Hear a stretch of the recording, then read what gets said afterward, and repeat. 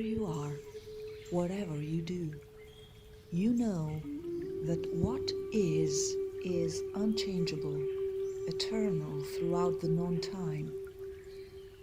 Whoever has ever approached has actually approached the One, the only known thing, and has tried to describe the unconceivable of the One, the creator-creatrix of the visible and the invisible.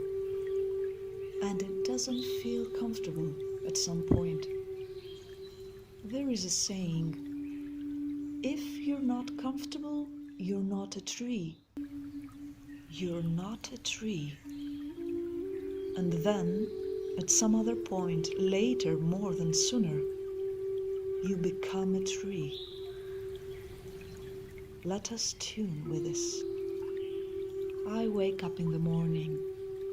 A man who loved humanity whispered to my ear, "It really has been shown to us that if we are ever to have pure knowledge, we must escape from the body and observe things in themselves with the soul by itself.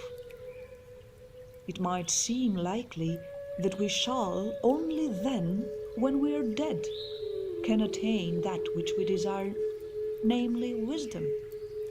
However, while we live, we shall be closest to knowledge if we refrain as much as possible from association with the body and the mind, and do not join with it more than we must. Thus purify our earthly selves from persisting mental desires until we're consciously joined with the One, Goddess. In this way, we shall escape the obsession of the body's folly.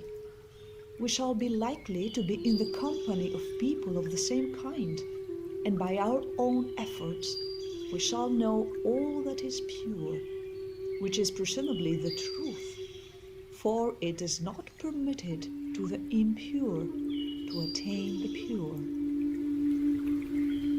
Dear friend Plato, welcome to mindfulness, body cleansing, vibrational matching, and alignment with one consciousness. Midday comes. My invisible friend, an inner voice towards the same forest of awakening, speaks again. He now wants to describe what it is to come from the one source and desperately be searching the essence of the One throughout the earthly life. He says, whenever someone on seeing something realizes that that which he now sees wants to be like some other reality, but falls short and cannot be like that other, since it is inferior, don't you agree that this person must have prior knowledge of this excellency? We must somehow possess knowledge of the great equal before that time when we first saw the equal objects or people and realized that all these objects or people, just like us, strive to be like the great equal, but are deficient in this.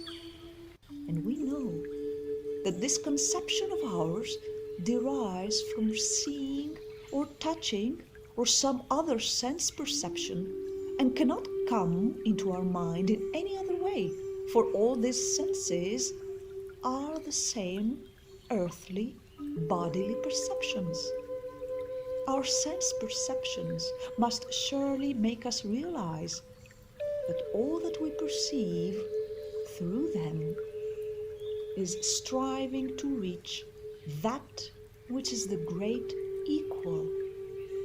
We must then have acquired the knowledge of the great, of the One, before this, before birth, and that no matter what it might seem on the surface, we knew before birth and immediately after not only the great equal, but the greater and the smaller and all such things, and the beautiful itself, not in appearance, the good itself, the just, the pious, and all those things which we mark with the seal of what it is, both when we are putting questions and when we're answering them.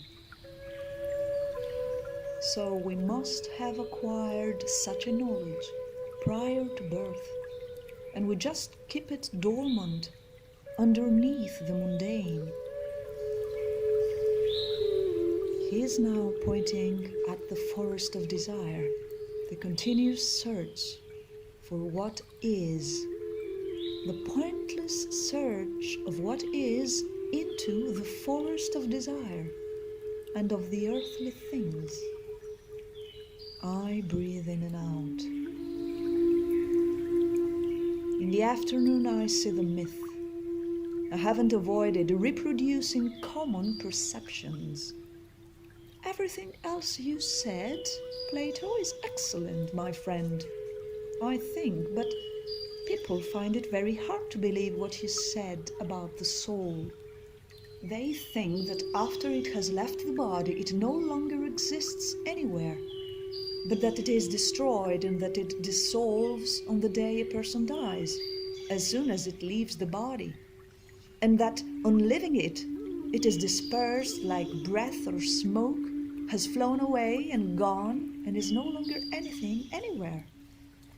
If indeed it gathered itself together and existed by itself and escaped those intermediate stages closer to the earth, there would then be much good hope about what the truth is. But to believe this requires a good deal of faith and persuasive arguments, to believe that the soul still exists after a person has died and that it still possesses its one intelligence, not the mental earthly intelligence. I keep on breathing in and out. It has been said and written down and repeated throughout the history of humanity, and so it was meant to be. No one knows through reading or through listening to others. Otherwise, my friend Plato or the Buddha would have already convinced me. But now I am ascending, and you are ascending, and you are becoming conscious of it. The evening embraces me. I'll give myself an example. I went hiking to the ancient forest of ancient trees that carried ancient wisdom, thus modern and fresh and everlasting wisdom. The chance to move unencumbered through forests, deserts, coastlines and valleys offers me a sense of what spiritual life is and what it was like for our ancestors who saw oneness in it. My friend whispers, the invisible always remains the same, whereas the visible never does. I breathe in the fresh oxygen being produced by the ancient trees, my friend being one of them. I listen to the birds, his voice whispering to me. Haven't we said some time ago that when the soul makes use of the body to investigate something, be it through hearing or seeing or some other sense, it is drugged by the body to the things that are never the same, and the soul itself strays and is confused and dizzy, as if it were drunk, insofar as it is in contact with that kind of thing, the temporal thing, the things, the possessions and the obsessions of the visible world. I breathe in the fresh oxygen being produced by the ancient trees. I just exist as part of the web of life for a brief time, and I enjoy. I admire humankind for having tried to capture the divine.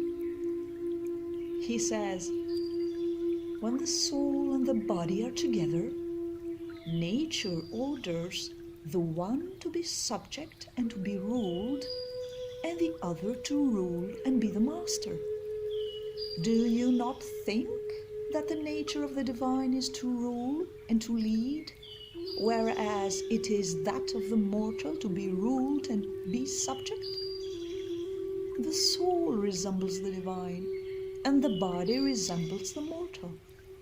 The soul is most like the divine, deathless, intelligible, uniform, indissoluble, always the same as itself, always a part of its whole one, whereas the body is most like that which is human, mortal, multiform, unintelligible, soluble, and never consistently the same. Have we anything else to say to show, dear hiker, that this is not the case? We have not, Plato.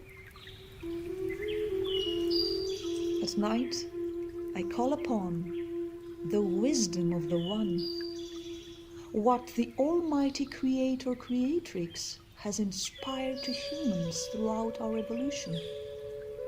I call upon her just to listen to her whisper to me in private, to her tender words that she inspired to my ancient friend. She says, will the soul, the invisible part which makes its way to a region of the same kind, noble and pure and invisible, will the soul, being of this kind and nature, be scattered and destroyed on leaving the body, as the majority say? Far from it. But what happens is much more like this. If it is pure and noble when it leaves the body, and drags no thing bodily with it, as it had no willing association with the body in life, but avoided it and gathered itself together by itself, and always practiced this mindlessness and devotion to the divine in the right way. In fact, if it indeed trained to die easily, it would effortlessly be comforted at departure. Or is this not training for death? And I reply, it surely is. If you're not comfortable, you're not a tree. Grasp from humanity to transcend. You are not a tree yet, but destiny is the divine for all humans.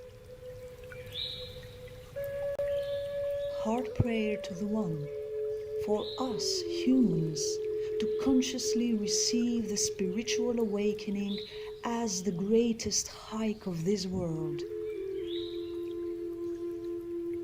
Dear diary, good night.